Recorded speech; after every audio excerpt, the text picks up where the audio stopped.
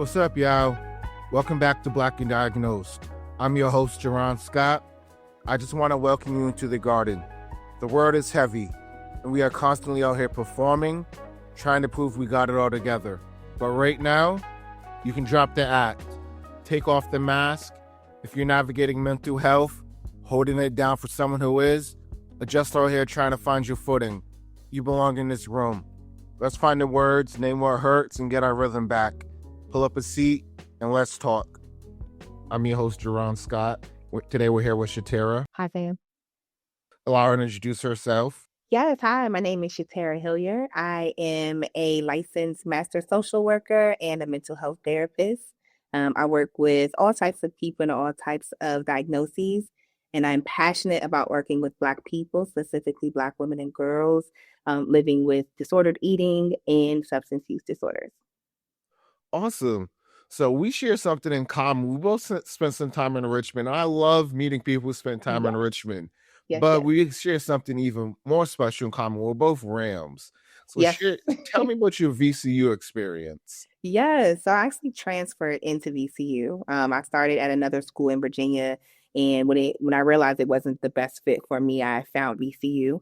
I went to VCU for theater performance, actually. I have my undergraduate degree, in theater performance.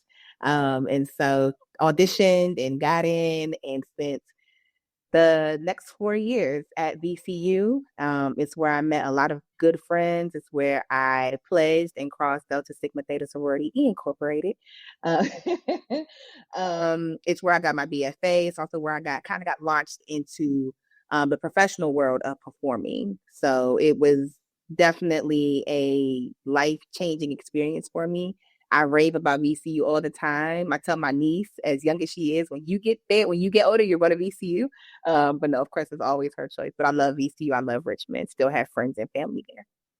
You're underselling yourself. VCU arts program is one of the best in the country. Mm-hmm. It is extremely hard to get into that arts program. That is major work. It is hard to get in it. I used to work as an advisor at VCU. Okay. So I've seen people try to get into the arts program. Because they're just like, I'm just going to choose any major because I'm going to try to get into the arts program. And I see them, like, students struggle to get into the arts program. So kudos to you. Thank you. Performance. Did you like performing like plays, musicals? What did you do? Yeah. So I actually, while I was at VCU, I performed in one main stage play. And then I did some smaller plays at, I forget the name of it. I want to say it's like Schaefer Playhouse, I think it's called. I can't remember right now. But so I did some plays while I was at VCU. And then when I moved right after graduating, I actually got my first performance contract, I want to say a month before graduation. And it was in Pennsylvania at Hershey Park. So before graduating, I had to go out there and start rehearsals, come back to VCU to graduate, then go back out there to actually start the show and start performing. I was there for 6 months, I believe. And then I moved to California, to Los Angeles, California. There, while working, I was able to do 2 episodes of Issa Rae's Awkward Black Girl while I was out there. And then some auditioning and things like that. I landed another contract back in Hershey Park for their winter season. So I ended up going back to Hershey Park for the winter season for a few months and then coming back out to LA where I was living at the time. I stayed in LA for about a year before moving back home to DC. I was living with one of my parents. And so I was performing in DC for that summer while saving up to move to New York. So after a year living back home, performing in DC, I then moved to New York and was there for 6 years. And so I was able to perform at Amateur Night at the Apollo, do a lot of auditioning for Broadway and off-Broadway. Unfortunately, I never landed anything Broadway-wise, but it was a good experience. I met a lot of people. And it was a really, really fantastic time of my life. So that's amazing. I think that's a great story. Talking about following your dreams and just going for it. Yeah. I think that's so dope. Anytime, that's so inspirational. I think that's amazing. My undergrad degree is in biology, and I've done nothing with it. So that's great that you're able to use your degree.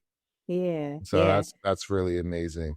Thank So you. About biology, I could not imagine. I could not imagine biology degree. Like you must be super duper smart. So. I, it was fun. Like I just enjoyed it. Like it wasn't too difficult. I was pre-med, didn't go to med school, Oh, okay. but Nice. it was fun. I Yeah. liked it. Um, so you said you still keep in contact with your friends in Richmond. When's the last time you've been?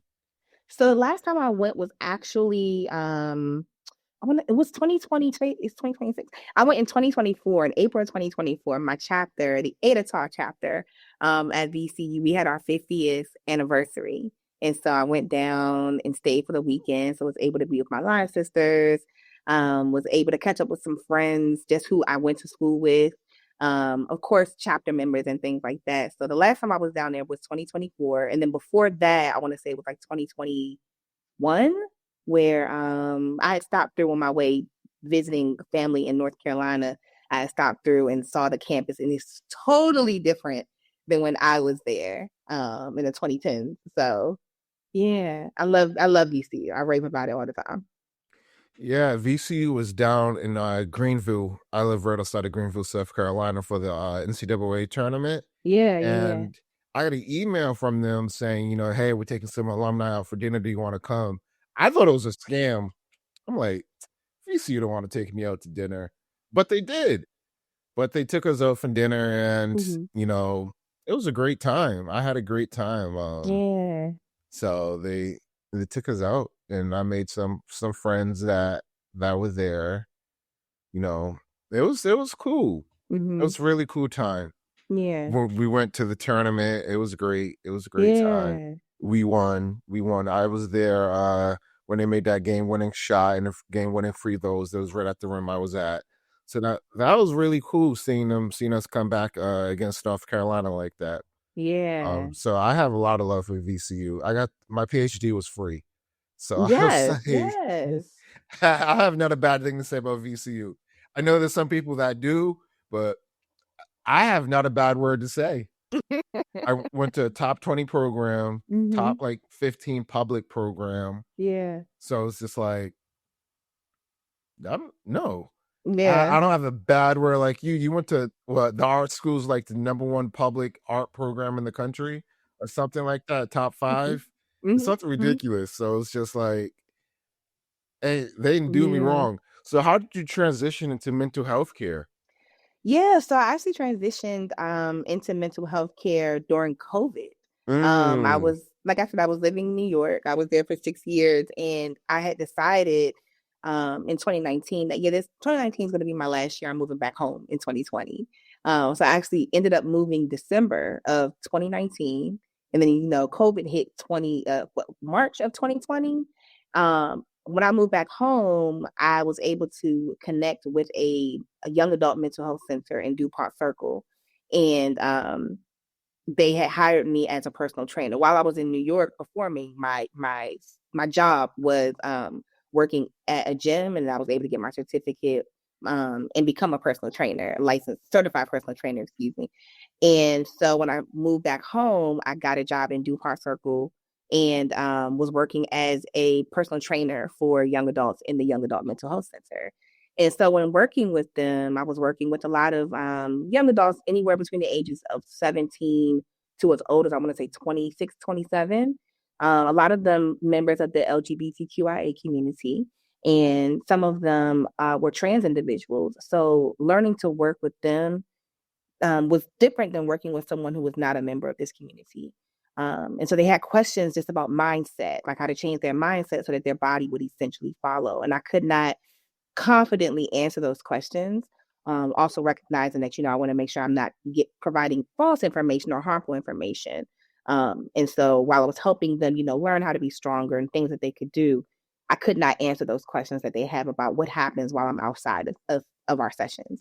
And so speaking with some of the women at the center that I was at, I spoke with some counselors, and then there was one in particular, my friend Mata, shout out to Mata, who sat me down and was like, "You're going to school for social work," and then it was just onward from there.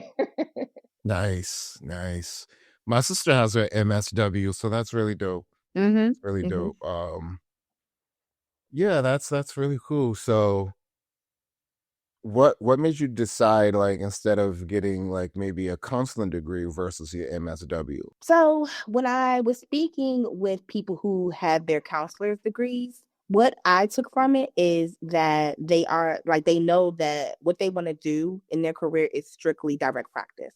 They want to work with individuals. They want to that's what they want to do.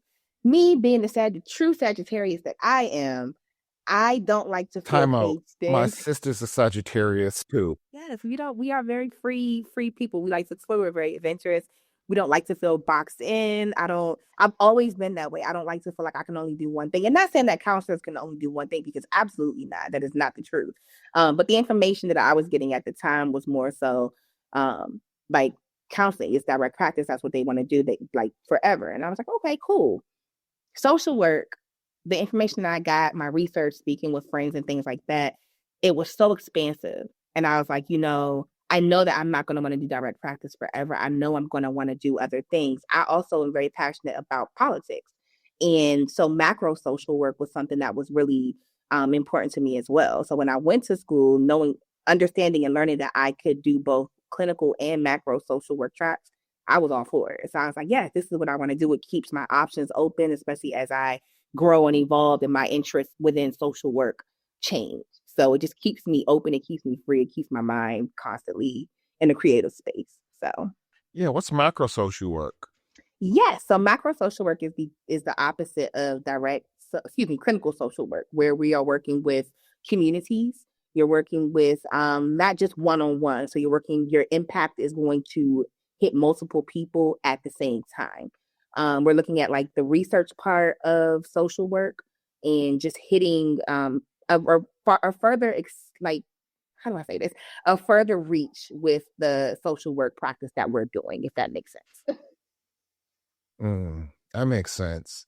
Before we jump into it, I do want to know, what's your favorite Beyonce song?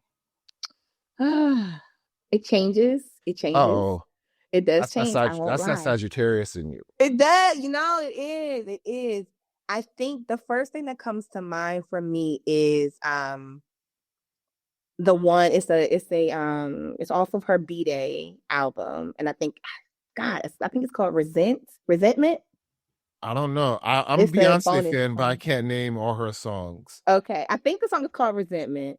Um, You gotta but sing it. it's a bonus track on that album. You gotta So sing it for us. I for those who know it, they'll remember it goes like, I only give you a hard time, 'cause I can't go on and pretend like I haven't tried to forget this. I'm much too full of resentment. And no, that I think that's Okay. Can't say I know that one, but I think everybody's Beyonce song changes on their mood because yes, Beyonce has a yes, song for every single mood, yes, right? yes. She has a song. I like my favorite song where hers and Jay-Z is like "Upgrade You," Yeah. "On the Run." I think I really like "Upgrade You" by Okay. Jay-Z and Beyonce. I know that's one of the older ones, but Yeah, like yeah. I like cocky, confident Beyonce. Like when she's in her bag and she's like, "Ain't no one touching me," Mm-hmm. like Beyonce feeling like can't no one touch her. Like Mm-hmm. I Mm-hmm. just feel like can't no one touch me when Beyonce saying can't no one touch her. Like Mm-hmm. those songs, like she can't no one touch her. Yeah, But yeah. It's those songs like Formation. That's definitely a cocky song. yeah, Ego. Yeah. yeah. Yeah. Those songs, I just be when Beyonce's fun herself, I'm just like, Yeah. yeah, this is what's up. This is what's up. So when we think of eating disorders, they typically portray the media white women, right? When we think of eating disorder, anybody who closes their eyes, they're automatically picturing white women. But truth is, there's a lot of black women and black men who have eating disorders, and Mhm. there's just not a lot of information out there. So let's start off big. What are some misconceptions you want to dispel right off the back when it comes to black women and eating disorders? Yeah. So I mean, I think you hit it right on the nose. when we think about eating disorders, historically, they are portrayed as like young, thin, white girls and white women. You think about people who look like skin and bones, if you will. Someone right now who's unfortunately in the media for like what people are assuming could possibly be an eating disorder because of how thin she is right now, Ariana Grande. We don't know that that's what is going on with her. It could be many things. But typically, when you see someone who looks like her, like she is the typical um, portrayal of someone who you would think would have an eating disorder. When you think about Black women, Black people, our like the eating disorders that show up in our community tend to be binge eating disorder, whereas anorexia, nervosa, AN, if you will, is more prevalent in white communities. For our community, it's going to be binge eating disorder and also bulimia. So what it looks like for us, it could be behaviors can look like stress eating.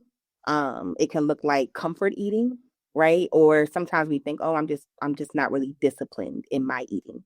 And a lot of times, instead of looking at it as, okay, this could actually be a problem, this could actually be disordered eating, which can lead to an eating disorder, we are oftentimes just dismissed as, oh no, that's just your comfort eating or you're stressed. So that's why you're eating.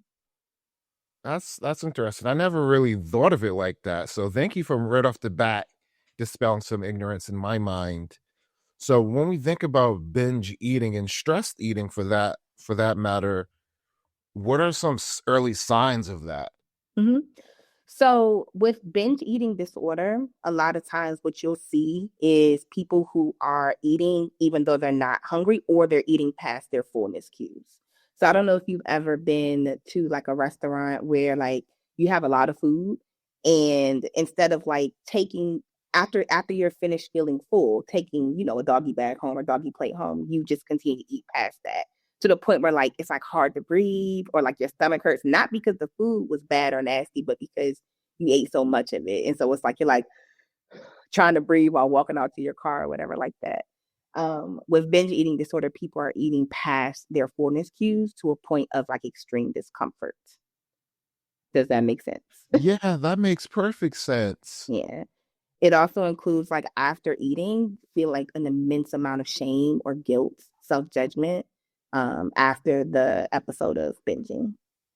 Okay, let's talk about that guilt and self-judgment. How does that usually play out? For someone with who's just finished binging, or with binge eating disorder just in general. So a lot of times what people are saying is like after they finish the episode, they are judging themselves. They look like in hindsight, if you will, they're judging themselves for how like why did I do this again? Um, why can't I stop? And instead of thinking about like, okay, well, what behaviors or what thoughts or emotions kind of led me to doing this, they're judging themselves. They're coming down on themselves. They're shaming themselves. Um, and engaging in probably thoughts and conversations that also just keep that cycle going of like, I'm a bad person, I don't have the discipline. And this is my fault. This is a me thing instead of thinking outside, okay, what is causing this? What is causing me to continue to repeat this cycle? Hmm, that makes sense. So let's specifically talk about Black women.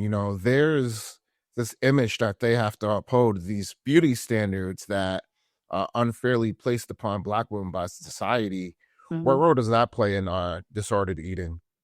Yeah. So the first thing that kind of comes to mind for me is like the whole strong black woman trope, right?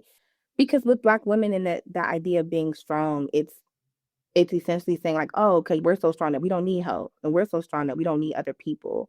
And it's gonna sound cliche, and it's true. Who comes to help the strong person? Who comes to help Mhm. the strong woman? Like we can't do it all. We're human. Perfection doesn't exist. So what happens when the strong person isn't strong anymore? And so for black women to constantly be upheld to this idea of, oh, you're strong, you can do it, and this, that, and the other, we're forced essentially to be this unshakable character or thing that we aren't. And it looks different for everybody. For some of us, we're caregivers of like, our parents or our children.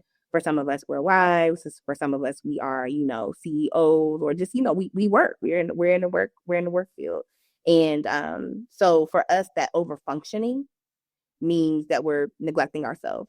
And in my opinion, please let me know your thoughts. In my opinion, when we are neglecting ourselves, it's a loss of control. So we're looking for control in other ways. And for some of us, it comes in what we eat or what we choose not to eat, because some people will, restrict, they'll self-restrict. And for some people, they will purge. Some people, they will engage in like rigid food rules. And some people, yeah, they'll engage in what's considered emotional eating, if you will. But when I look at it, I think about like what purpose is that behavior kind of serving, right? And again, I think it just goes back to figuring out like what are we trying to get control of, and what have we kind of lost control of, and how can we kind of mitigate that lack of functioning in that space. Yeah, it's not directly related to food, but you did bring up the sense of control. I was talking to my therapist the other day about the Mm-hmm. subject of control, Mm-hmm. and I'm in the middle of a job search, and I love my job, but we were talking about satisfaction and control, and I'm one of those people who's always looking for more and always Okay. trying to find that satisfaction. Yeah. And I was just like, I can't control this job search. Yeah. And I can't control who wants to hire me, who likes my resume, who likes my cover letter. Right. But I can, of the things I can control, I try to control. And I never realized that I was necessarily a controlling person in that regard. Mm-hmm. But I'm starting to realize I might be a controlling person. And is that similar to maybe someone with a disordered eating? Like they feel like the sense what they can control is their eating, so that's where they have their power. Is that Yeah. similar? Yeah. Yeah. It's So I always tell people, like when I'm working with people living with disordered eating, or someone who's just interested in like learning more about it, especially in how it shows up in our community, with the control aspect, it definitely comes with a lack of like trying to figure out like where like over I said it before, but over functioning, if you will. Like we have to do so much, and at the end of the day we're depleted. So how can we make up for all of that drainage? Oh, well, I get to choose what I want to eat or what I don't want to eat.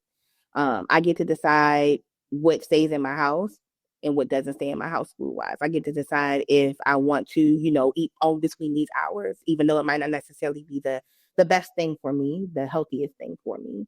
And so yeah, just like what you said with your example, it's in my opinion, it equates to the same thing. We're looking for a sense of control in areas where we don't have it, so we need to make that up.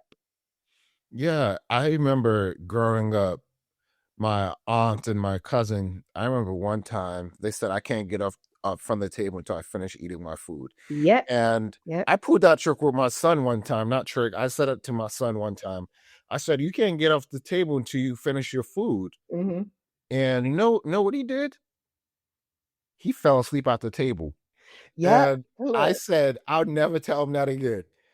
To my credit, I never did. I never told him he's supposed to finish his food until he can't get up to he finish his food. And I Mm-hmm. realized I was just like, I had to think.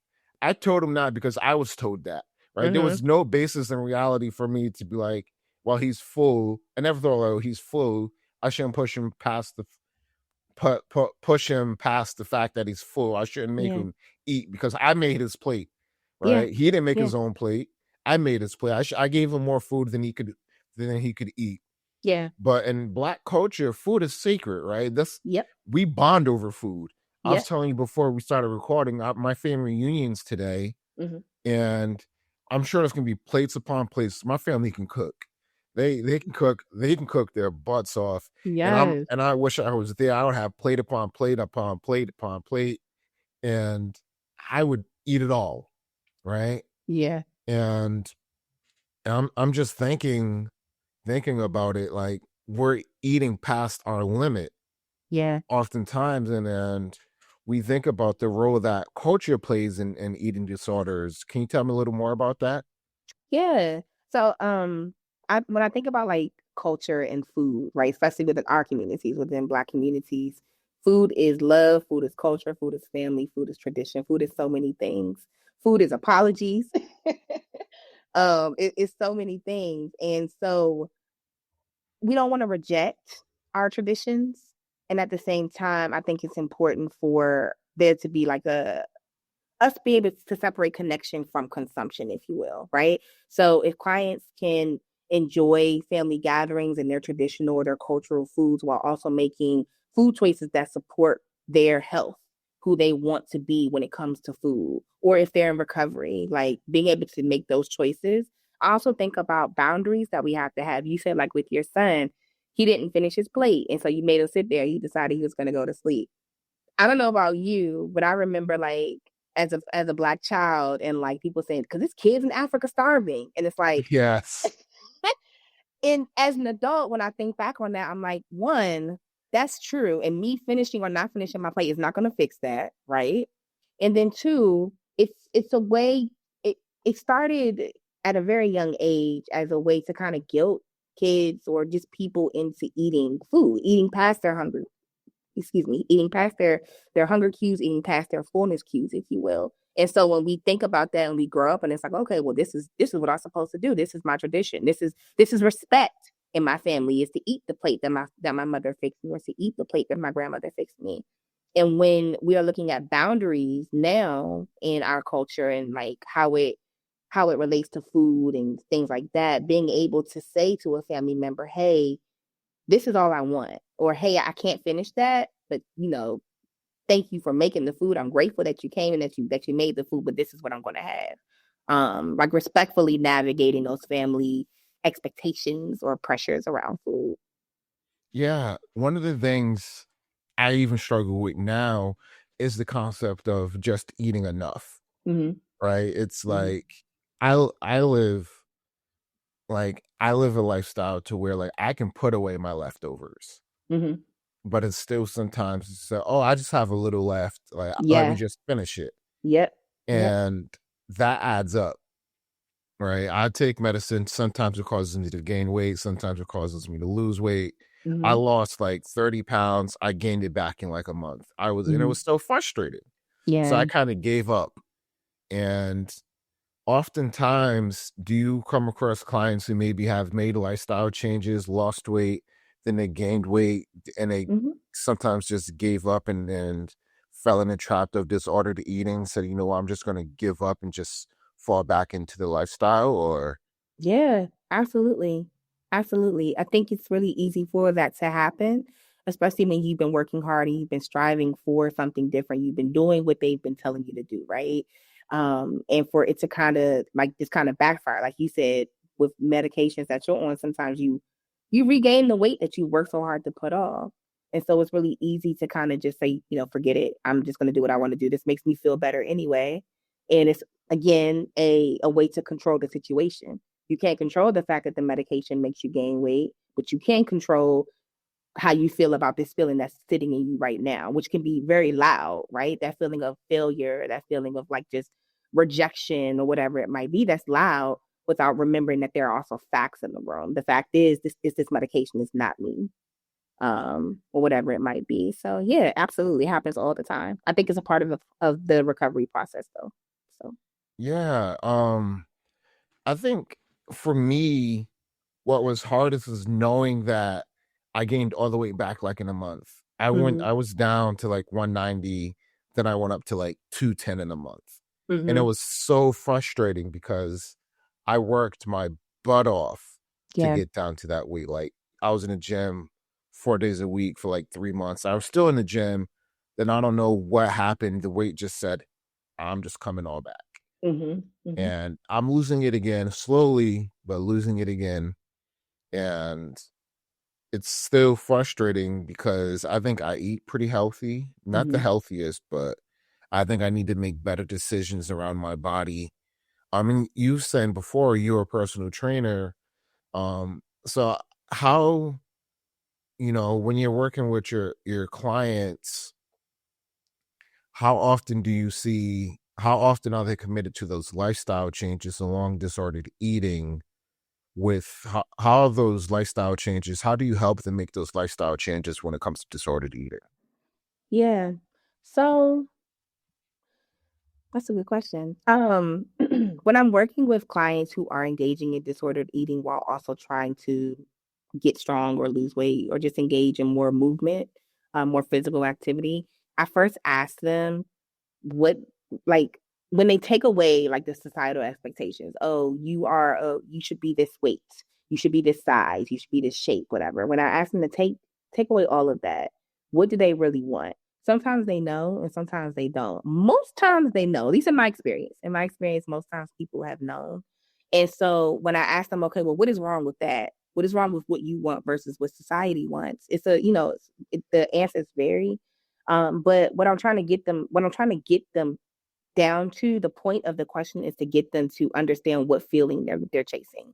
Because if they can figure out what feeling they're chasing, then we can kind of develop, it's gonna sound more mental healthy, but we're gonna develop like whatever coping strategies to help them chase that feeling versus chasing that look or that size or that shape, if you will. Is that, like, sometimes people will tell you, okay, you should eat avocados or whole wheat toast. But what if you're allergic to avocados? So you can't eat them. Then what? We look at, okay, well, what do you like? What are your cultural foods or your ethnic foods? And the same things that the same health benefits that avocados can hold, maybe another food from your cultural food can hold, from your cultural cuisine can hold as well, that you're not allergic to, that won't send you into, anaphylactic shock. But either way, what I'm trying to get them down to is the feeling, not necessarily the idea of what should be. Does that make sense? Yeah, on a side note, it took me years to like avocado. Now I love avocado. Like, I'm not gonna lie. If I could put avocado on everything, I would. It took Mm-hmm. me years to like avocado. Mm-hmm. But let's go back to Black women specifically. Mm-hmm. And one of the things I see is on TV, if there's a Black woman, there's she either really skinny or really big. There's no normal, quote unquote, normal size like Black woman, average Mm-hmm. size Black woman on TV. Right? Mm-hmm. She's either really skinny or really big. So why is it that on in Hollywood that there's only two sizes of Black women? Right? Why Yeah. that's you may not know the answer to that, but that's something I always wondered out loud is like, why aren't there just normal sized Black women on TV? Why is it that she's either really big or really skinny? Yeah.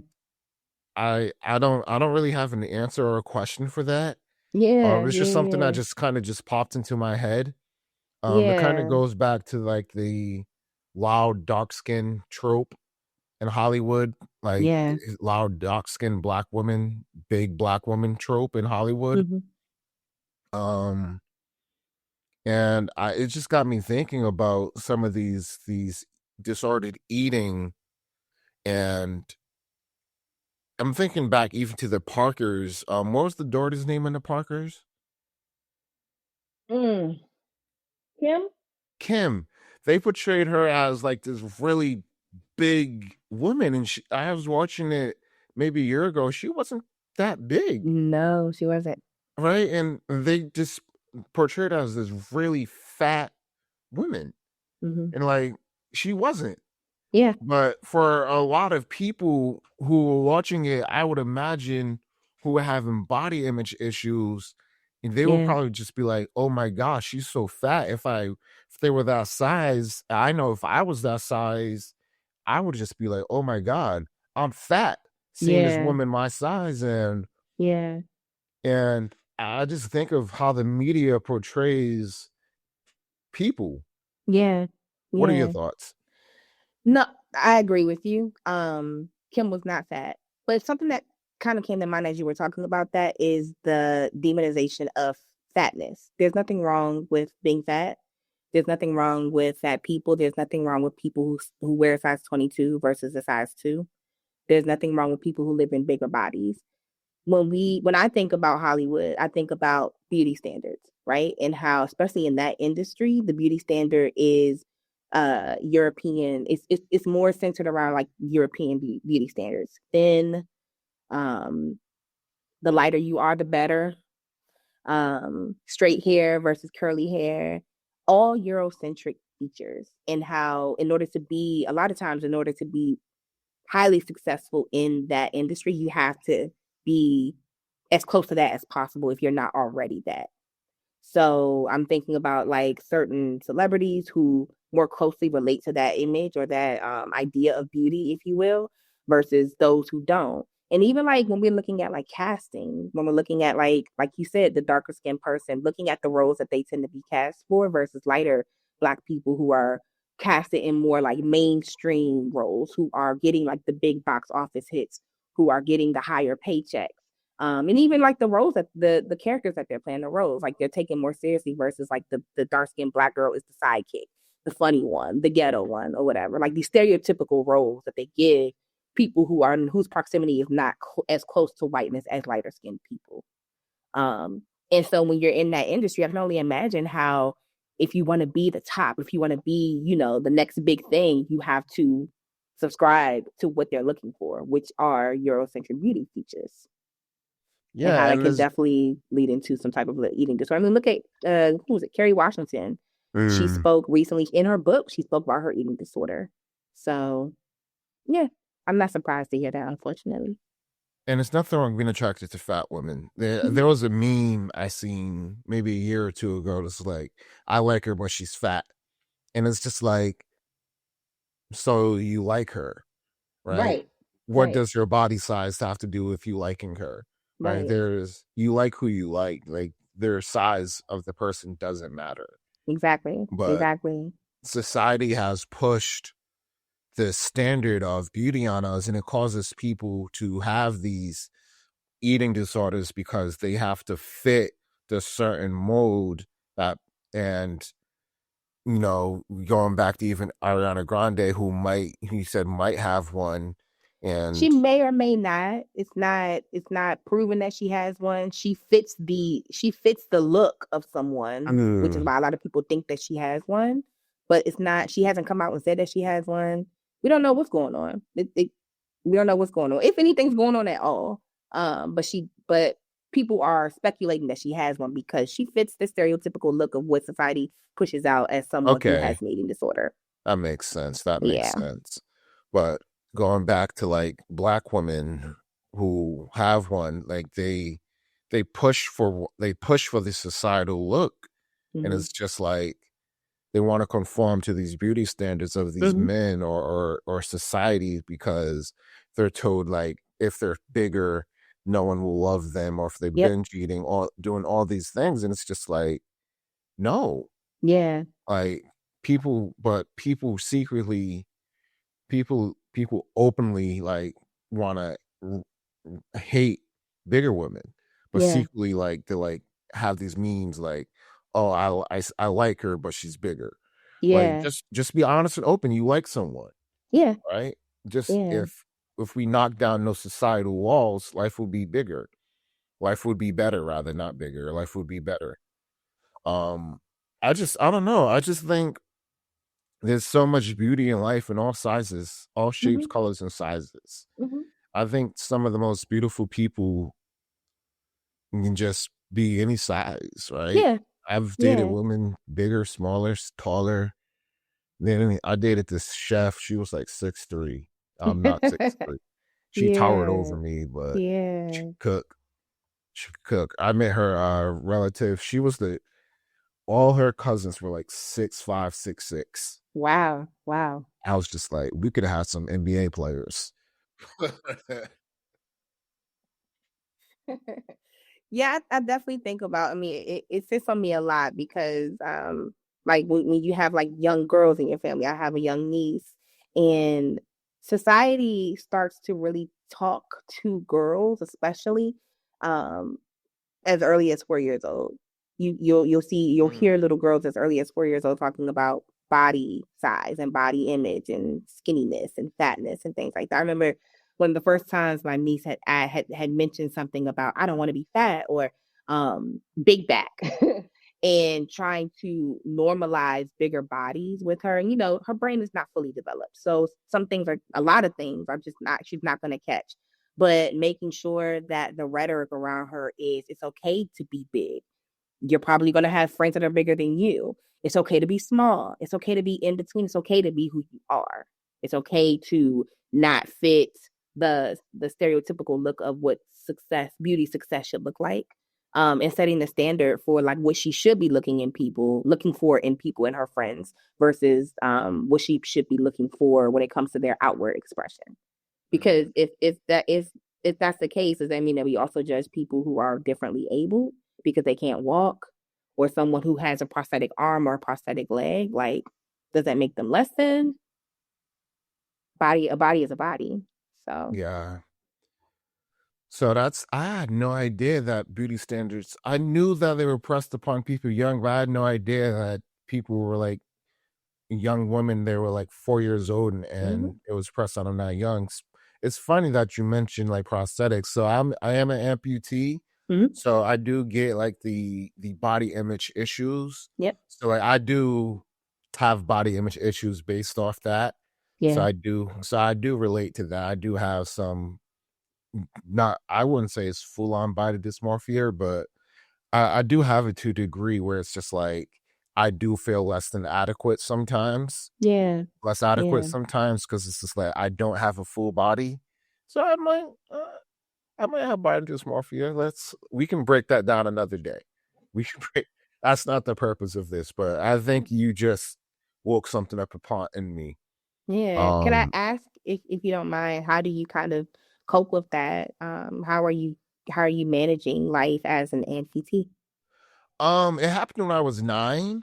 So I'm what 35, so 26 years now. Mm-hmm. So I manage it pretty well most days, most months, most days.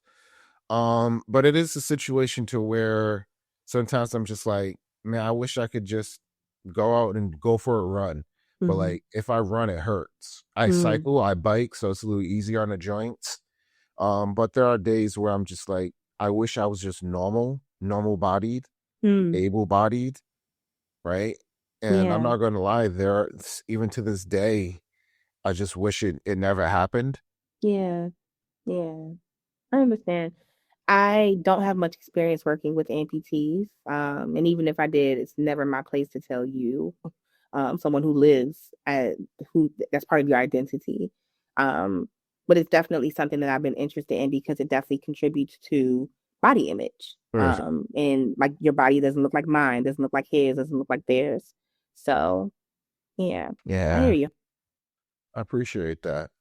But yeah, I think yeah, I think I do have a bit of body dysmorphia. I think it's difficult to say out loud Hmm. because I know there's people who really hate their bodies, Yeah. and I don't want to quite say I hate my body. Like I love my body. I love who God made me to be, Hmm. but there are times where I don't appreciate what I look like. Yeah. I also think I'm the most handsome person ever walked this earth, right? But there Yeah. are times where I'm just like, I wish my body was made differently. I wish my body was whole, Yeah. right? Yeah. But I know this face is the face of $1,000,000. But I wish this body would cooperate with the face, Yeah. right? I wish I could go somewhere, go to the beach without a kid staring at my foot, Yeah. right? And Yeah. that took years for me to be comfortable with even doing that. When I was younger, I would wear something over it. Even now, some days I'm just like, should I just wear Crocs to the Mhm. beach, or Crocs to the water, things like that. Mhm. But you know, it is what it is. Most days I'm just able to get through it, but there are days in the back of my mind where I'm just like, should I just do something to mask it? Yeah. I think it's important to kind of normalize that because it reminds me of a saying I heard years ago, like when people are going for like their dream job, right? And they're even like once you reach your dream job, there are still parts of your dream job that just annoy you that you don't want to do. I think we were talking about LeBron James and like how with him, like obviously basketball is his passion, that's his dream, and he's made it. But for some people, even though they reached their dream of becoming this basketball player, maybe they hate going to not rehearsal, Lord, they hate going to practice. Like they're at their dream job, but this part of their dream job, having to go to practice, having to work out, having to do things all season, they don't necessarily love that part. And that is, I think, where the whole, for me at least, where the idea of perfection, it doesn't exist, because nothing is perfect. You can have your dream job, but there are still parts of it that you just don't like. And the same thing happens with our bodies. We can reach that goal weight or that goal size or that goal shape or whatever, and there will still be something that you're not 100% like, on par with, because perfection doesn't exist. And so chasing after, I think, a feeling, like recognizing, okay, what feeling am I going after? Or like, what am I trying to do? Like, what's the function here that I'm trying to meet, that I'm using restriction or binging to kind of cope with? What feeling are you trying to reach by covering up your foot or whatever it might be, whatever you do to kind of mask that, if you will? And how can we as people figure out better ways to manage instead of hiding ourselves? What can we do to create the feeling of wholeness that doesn't include masking or making ourselves smaller, literally and figuratively? Yeah, I dig that. I appreciate that. It's funny because I always say to myself, I have to be thankful I'm living one of my prayers, and I am.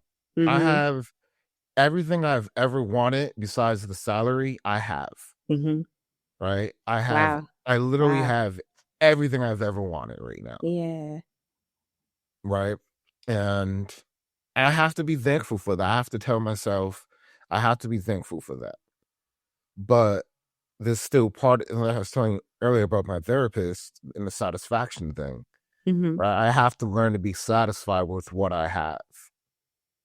But it's still difficult. It's still difficult to do that, Mm-hmm. right? And I have to be grateful. I have to be satisfied. But there's still parts of my job and parts of me that I don't like or I don't want to do, Mm-hmm. right? Mm-hmm. And but I do have my dream job. My current dream job is always this next step that I have my 5-year plan to the next Mm-hmm. role. Mm-hmm. But I'm currently in my current dream job. I'm currently in, Nice. right? Congratulations.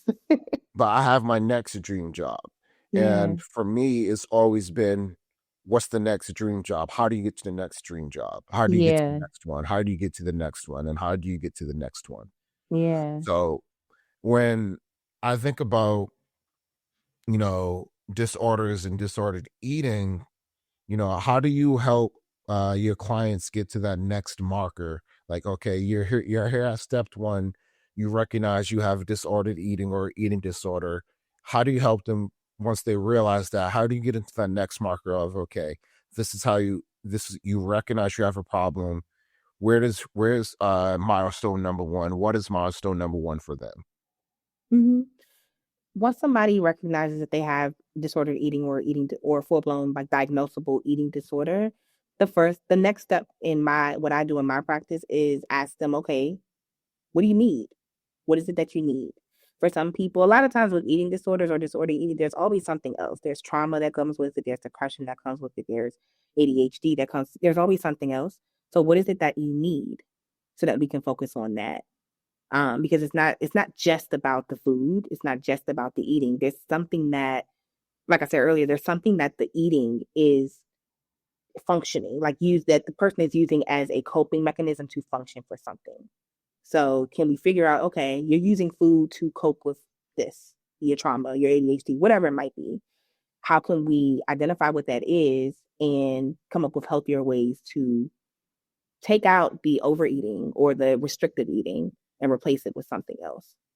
But definitely the part about acknowledging and recognizing that, hey, this is what's happening to me, this is what's going on.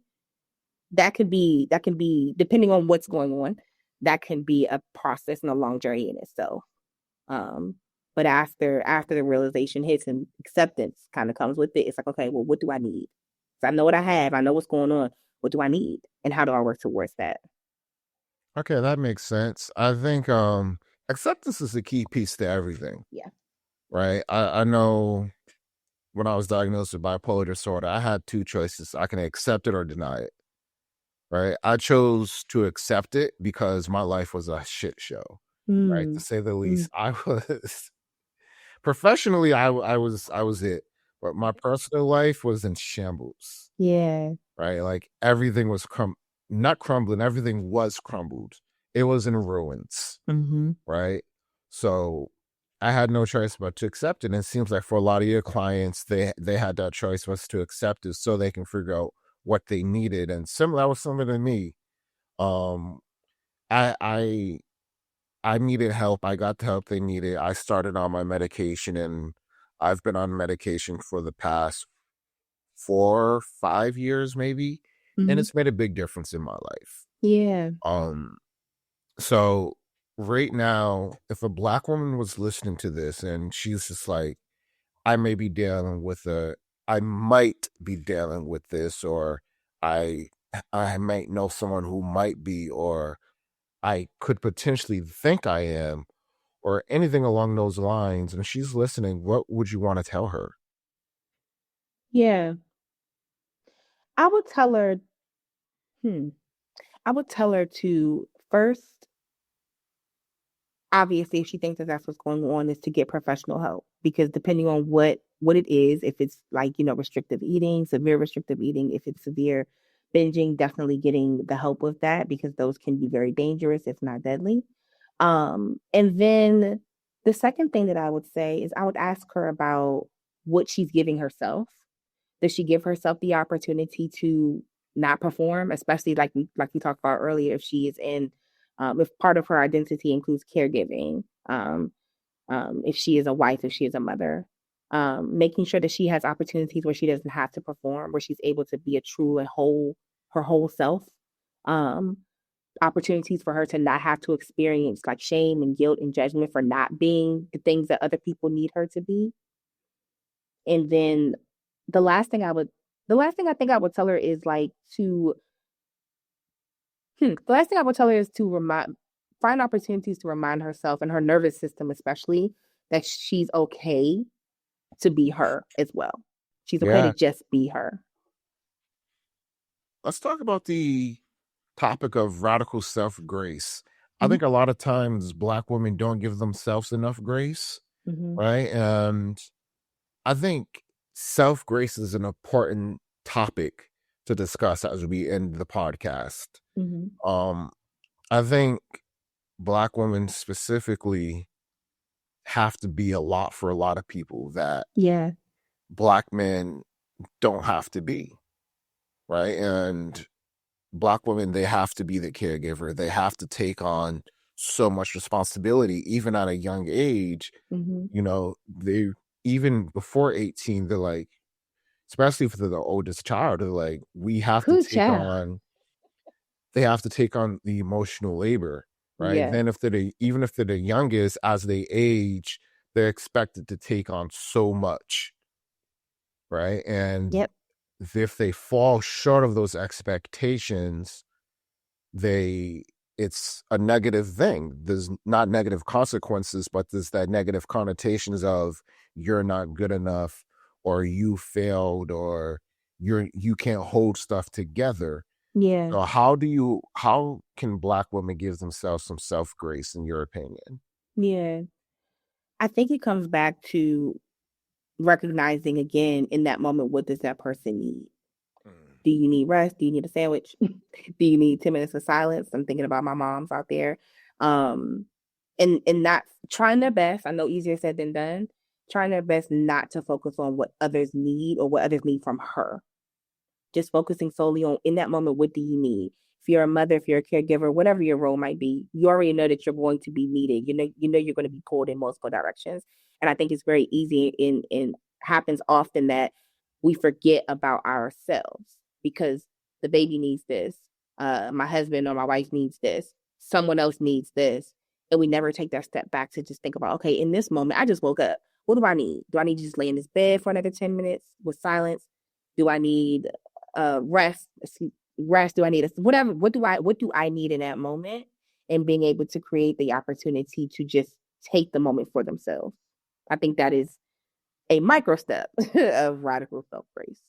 On the flip side, I saw another podcast guest, and she said other people often rely too much on Black women. Mm-hmm. And, she was like, think about the people you go to first in your life, and they're often women. Mm-hmm. And I thought about it when I'm in trouble, the first two people I go to are my cousin and my mom. Mm-hmm. and they are Black women, right? Mm-hmm.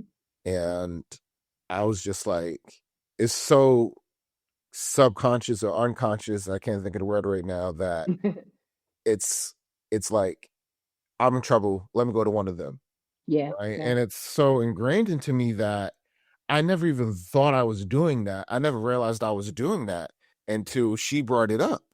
Mm-hmm. So what are some ways that we can recuse ourselves from always relying on them and giving them grace and give them the space, and setting boundaries, not them setting boundaries for us, but setting boundaries for them, so we're not always relying on them, so Mm-hmm. they can get the grace that they need, they can take care of themselves. Yeah.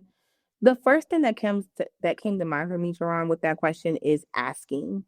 A lot of times, like you said, like when something happens, you immediately turn to your cousin or your mom.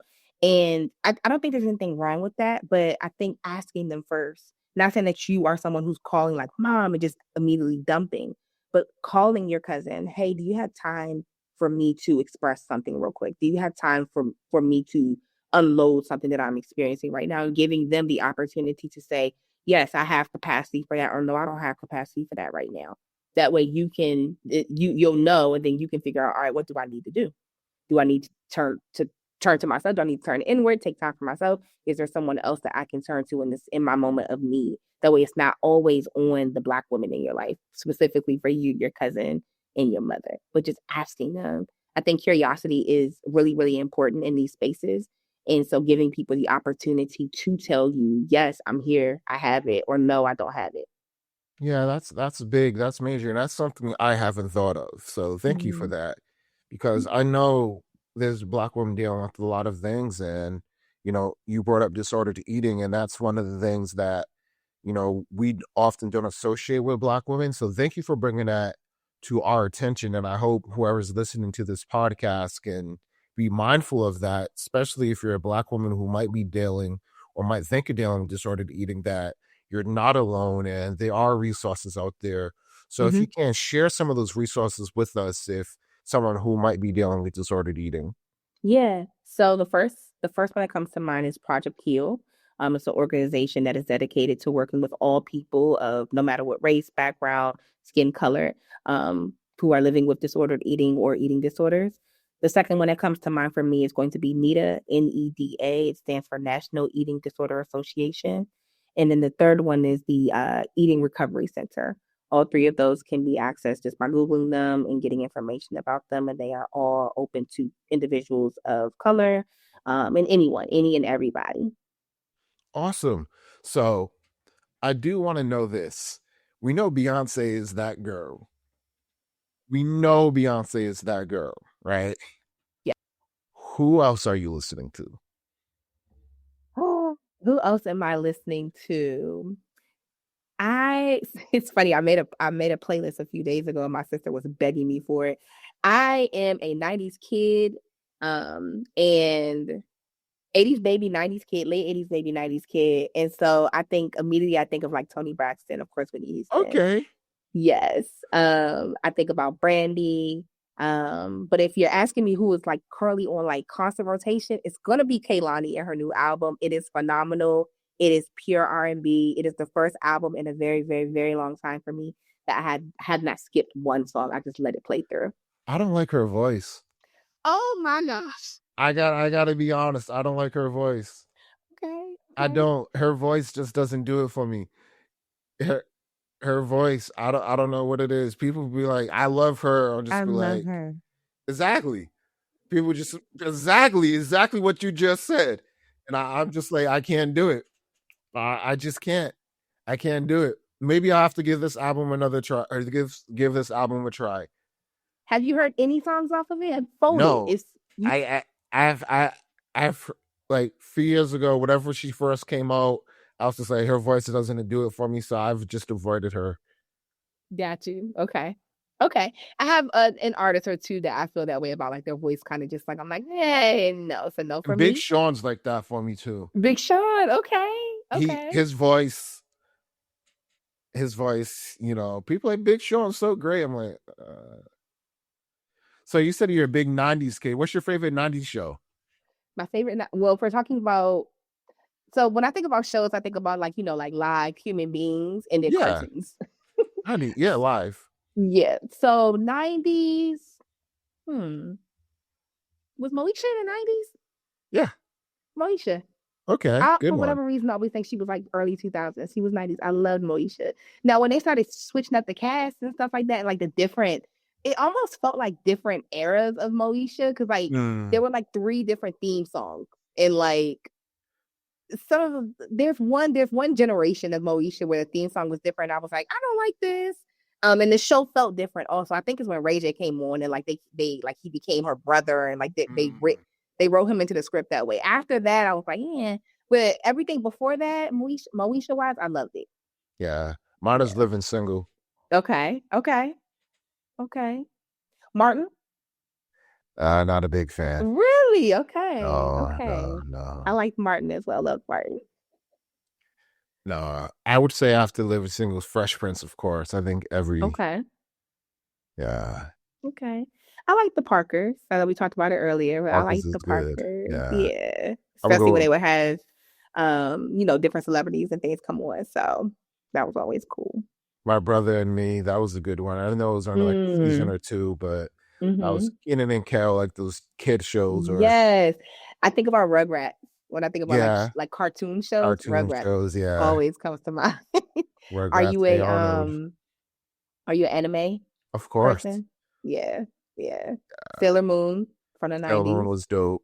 Yep. Dragon Ball Z. Dragon Ball Z. My sisters would tell you I used to be up until like 1 a.m., 2 a.m. watching Dragon Ball Z. So yeah, love those. Yeah. So Love now those. I'm going to turn it over to you so you can ask any questions that maybe popped up during the Yeah. podcast, anything that you want to know. It could be pop culture, health related, anything that you want to know. Yes, I think I told you before we started that I was listening to a few episodes and just listening to other guests that you've had and the information and things that they've had. And something that kind of came to mind for me was a question that somebody asked that spawned my question. If you were a treasure chest, what would be the one thing you'd want people to find memorable? Ooh, that's a great. I've never had that question ever or heard that question. Mm. I'm gonna start asking people that question. I would say a picture. I'm gonna combine like a picture of me, my son, my grandmother, and my uncle. Like Generations. a picture of all 4 of us. There's a Yeah. picture of me, my son, and my uncle, and that picture is literally like the best picture ever. My grandmother passed when I was 13, Okay. but if there's any way to make a magic picture of all 4 of us, that'd probably be like my keepsake forever. I probably would Yeah. be buried with that picture. I love that. Okay. Okay. Um, my next question. What is the best piece of advice that stuck with you? Going back to my grandmother and uncle, my grandmother always taught me to be kind. One day Mm, we're in a grocery store, my aunt was rude to this lady. My grandmother pulled me aside. She said, "Don't do that. Just be kind to people." yeah. And ever since that day, I was just like, just gonna be kind. My uncle, he told me just be confident. So just be kind and confident. That's how I operate my life, with kindness and confidence. And Yeah. if that's the one piece of advice I can give anybody, just be kind to everybody and just be confident in all that you do. Yeah. Yeah. Mine is when you're going through hell, don't stop. Keep going. You Yes, got to get love through that. it. You got to get through Yeah. it. Yeah. Like don't stop. You don't want to stay there. Keep going. Um, that stuck with me for years now. So yeah. You said that you have a snake. I Mm. do. We were talking about bringing our animals on the podcast. Mine's, thank God, stayed asleep the entire interview. So, your snake. Can you tell me a little bit about your love for those things?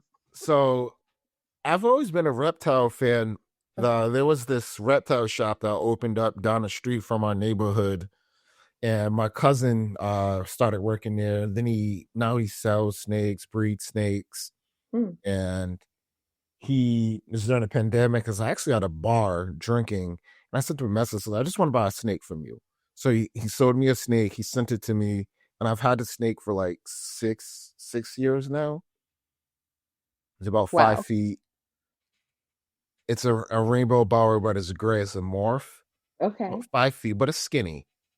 So Okay. Interesting. I don't do reptiles. Well, that's a lie.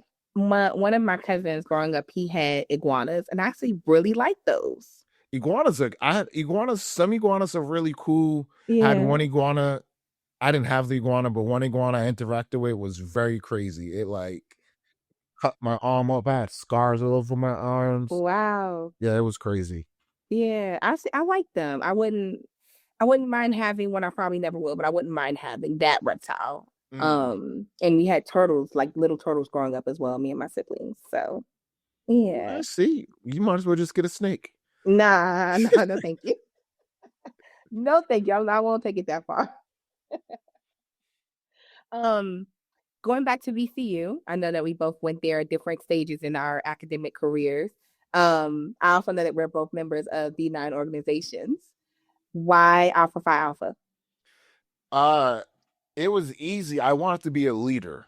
Okay. So Alpha Phi Alpha Fraternity Incorporated, they came back while I was on campus my freshman year. So Okay. they came back in fall 2008. They had a probate in spring '09 just because Hmm. they were charted in fall '08. They came Hmm. back and every single leader on campus was an alpha. Gotcha.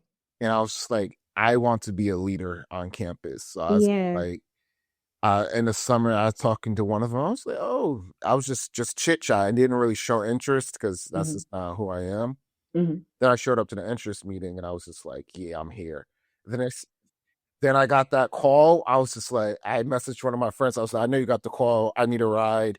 Can we go?" Me and my best friend, one of my best friends, we went to the interest meeting together, Hmm. and we joined together. Yeah, and that was it. Hmm. So I just wanted to be a leader, and alphas. What better way to be a leader than become an alpha? Gotcha. Why Gotcha. Okay. Delta? I love me some Deltas. But I love AKAs and I love all D9 organizations. Hmm. I actually worked at Hmm. the SGRO headquarters in North Carolina. I Get had lost out. I had lost my job. I worked there. I was a temp hired there. Before I moved to Richmond, I worked at Yeah. SGRO headquarters. Really, Yeah. I love the SGROs. I had no job. They gave me a job. I love the Zetas. I love the Deltas. I love the AK. Hmm. I love them all. Hmm. Like Hmm. I haven't met a bad Greek. You know, my I won't say I was trying to think about the Qs, but I love all the D9. Uh-huh. Mm, Yeah, I I'll be agree. nice to everybody. I I'll be nice. agree. I I'm grown agree. now, so I won't say anything bad about the Qs since I'm an adult now. My experience with certain organizations definitely changed throughout my academic career. I told you before I was at BC, I was at another school, and my idea of what a few organizations were was definitely changed once I got to BCU. Thank God, by the grace of God. So but I feel the same. I love all of us. I love all of us. We created opportunities for us when we were living in a time where those opportunities were, and hell, even still, where those Mhm. opportunities were being, blatantly stripped from us, and or just not given, not created for us at all. And so we created those things, amongst other things. So, but I chose Delta Sigma Theta and Sorority Incorporated for similar reasons as you. They were the leaders on my campus. Even at home, my I had a mentor who was a Delta, and I didn't know until I started looking at sororities. I did my research on all of them to make sure I chose the one that best fit who I was and who I wanted to be and what I saw in my community. And so once I got to VCU's campus, I knew for a fact. So I was like, I want to play Delta Sigma Theta Sorority Incorporated, and I did my due diligence to ensure that I was able to do that. So Yeah, I didn't even know what fraternity sorority was until I got to college. I So was a little aware in high school, but not as aware as like when I got to college. mhm. But So that yeah, was pretty it was great. Any more questions or? So no, I think that's it. That's all that's coming to mind right now. Well, thank you so much for being on the podcast today. It Yes, was thank you for great. having We me. had a great conversation. Time Yes. flew by. Um, thank you. Of course. Thank you for having me, Gerron. I appreciate it. Of course. Thank you for tending to the garden with me today. Seriously, just remember, stability isn't a straight line, it's a rhythm. Just because the music slows down for a second, it doesn't mean the song is over. Give yourself some radical grace this week. If this conversation brought a little bit of light into your space, do me a huge favor.